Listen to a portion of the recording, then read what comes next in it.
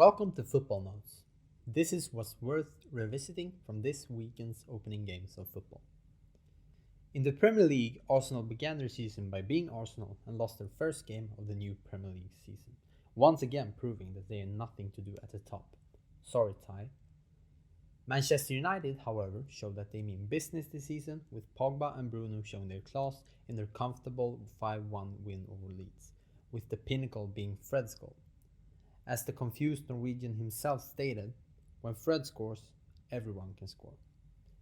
Chelsea took 3 extremely easy points, Leicester struggled but got all 3 points, Liverpool ran over Norwich as per usual, and Manchester City dominated Spurs at Tottenham Stadium but ultimately lost.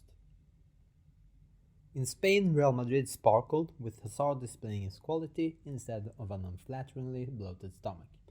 Atletico symbolically fought himself to all 3 points of their tight game against Celta Vigo, and Barcelona looked strangely functioning in their life after the departure of their greatest ever player. Speaking of the GOAT, Messi got to see PSG score 3 after 30 minutes, only to be threatened by an unlikely comeback when Strasbourg scored 2 goals after the break, but ultimately Mbappé secured the win.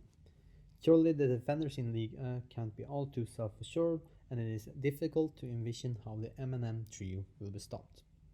Consequently, Mbappé is apparently demanding a transfer to Madrid to aid the poor defenders. Out of sympathy, of course.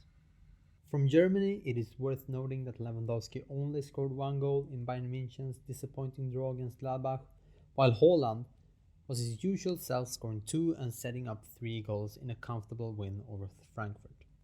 That boy must be on steroids.